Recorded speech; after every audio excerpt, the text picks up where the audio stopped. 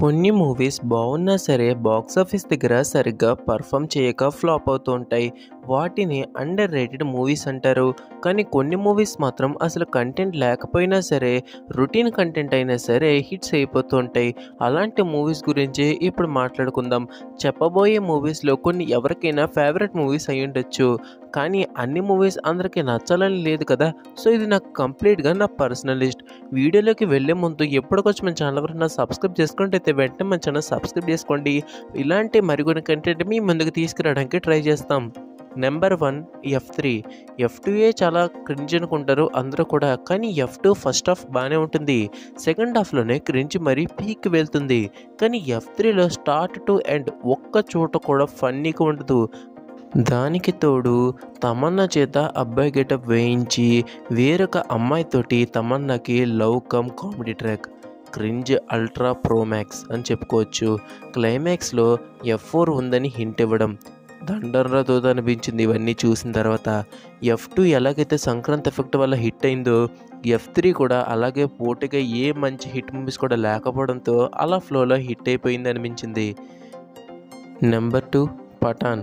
ఈ movie Shahrukh Khan comeback కాదు, Bollywood comeback అంటారు అందరూ కూడా. కానీ ఈ మూవీ స్టోరీ చెప్పుకోవడానికి పెద్దగా ఏమీ ఉండదు. ఈ మూవీ డైరెక్టర్ సిద్ధార్థ్ ఆనంద్కి ఇష్టమైన థీమ్ కేవలం వచ్చిన థీమ్ ఇండియా వర్సెస్ పాకిస్తాన్. ఈ థీమ్ మీదే చాలా మూవీస్ సిద్ధంలోకి చేసుకుంటూ వచ్చారు. దాంట్లో భాగంగానే యూనివర్స్ అని ఇంట్రడ్యూస్ చేసే లాస్ట్ సల్మాన్ ఖాన్ ఎంట్రీ. నిజం చెప్పాలంటే కొంచెం ఫోర్స్డ్గా అనిపించే అన్నీ కూడా. ఈ మూవీ ఎలా హిట్ అయిందన్న డౌట్ కంటే దీనికి 1000 crores ఎలా వచ్చాయన్న డౌటే నాకు ఎక్కువసార్లు అనిపించింది. దీనికి ఆన్సర్ ఏంటో నాకు ఎప్పటికొచ్చి దొరకలేదు. నెంబర్ 3 పెళ్లి సందడి. సాంగ్స్ ప్రజెంట్ మూవీకి ఎంత ఇంపార్టెంట్ చెప్పడానికి బెస్ట్ ఎగ్జాంపుల్. లిటరల్లీ ఈ మూవీ సాంగ్స్ ఎఫెక్ట్ ఎలా ఉండేదంటే రిలీజ్ టైంకి అందరికీ తెలుసు. యూట్యూబ్ షార్ట్స్ చూసినా, రీల్స్ చూసినా, phone ring tones, caller tunes ఈ మూవీ సాంగ్సే పెట్టుకున్నారు. ఈ మూవీ హిట్ అవ్వడానికి సాంగ్స్ 50% రీజన్ అయితే మిగతాది ఫ్యామిలీస్. ఇంకా ఇలాంటి రొట్ట కంటెంట్ని హిట్ చేయడానికి సంవత్సరానికి ఒక్కసారి మాత్రమే థియేటర్కి వెళ్ళే ఆడియన్స్ ఉన్నారని మళ్ళీ ప్రూవ్ చేసింది.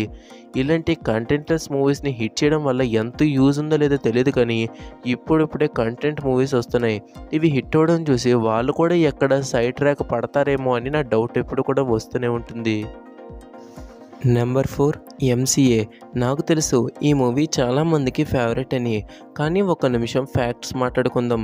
టైటిల్కి మూవీకి ఏమైనా అసలు లింక్ ఉందా? ఆ టైటిల్ పెట్టినందుకు మిడిల్ క్లాస్ ఇష్యూస్ని ఒక్కటి కూడా అయితే రైజ్ చేయలేదు. ఇంకా విలనిజం గురించి ఎంత తక్కువ మాట్లాడితే అంత మంచిది. విలన్ని చూసి ఒక్క సెకండ్ కూడా వీడు డేంజర్ రా బాబు అన్న ఫీలింగ్ కూడా రాదు. మరి ఇన్ని ఫ్లాస్ పెట్టుకుని కూడా మూవీ ఎలా హిట్ అయిందంటే చాలా సింపుల్. నాని గారి హిట్ ట్రాక్. అప్పటికి 7 హిట్స్తో ఫుల్ ఫామ్లో ఉన్నారు. అదే ఫ్లోలో ఈ సినిమాని కూడా అయితే హిట్ చేసేసారు ఆడియన్స్. నెంబర్ 5 బంగారు రాజు. నాగార్జున గారు సంక్రాంతికి విలేజ్ మూవీతో వస్తే చాలు హిట్ అయిపోతుంది అన్న మాట ఈ మూవీతోటే బలపడింది. లిటరల్లీ మూవీని ఎలా తీయకూడదు, ఎలా ల్యాగ్ చేయాలి అనడానికి బెస్ట్ ఎగ్జాంపుల్. ఈ మూవీని టీం ఎంత లేజీగా తీశారంటే నాగార్జున గారు ఈ మూవీలో ఒక ఆత్మ అయినా సరే చాలా సీన్లలోని కింద షాడో కనిపిస్తూ ఉంటుంది. ఎంత పూర్ ఎడిటింగ్ అసలు అది. ఇంకా నాగ చైతన్య గారికి ఒక్కచోట కూడా హీరోయిజం చూపించే ఛాన్స్ రాలేదు. ఈ మూవీలో నాగ చైతన్య గారిని క్యాస్ట్ చేయడానికి అసలు రీజన్ ఏంటో ఏమీ కూడా తెలీదు. మరి ఈ సినిమా ఇన్ని ఫ్లాస్ పెట్టుకుని ఎలా హిట్ అయిందంటే దీనికి హ్యూజ్ అడ్వాంటేజ్ ఏంటంటే లో టికెట్ రేట్ చాలా తక్కువ దీనికి. అంతేగాక ఇది రిలీజ్ అయింది సంక్రాంతికి. అలాగే పోటీగా ఏ పెద్ద సినిమా కూడా లేదు. చిన్న సినిమాలు ఉన్నా అవి హిట్ కాలేదు. సో మనకి ఆ టైంకి పరిస్థితులన్నీ కూడా అనుకూలించి బంగారాజు మూవీని హిట్ చేశారు ఆడియన్స్.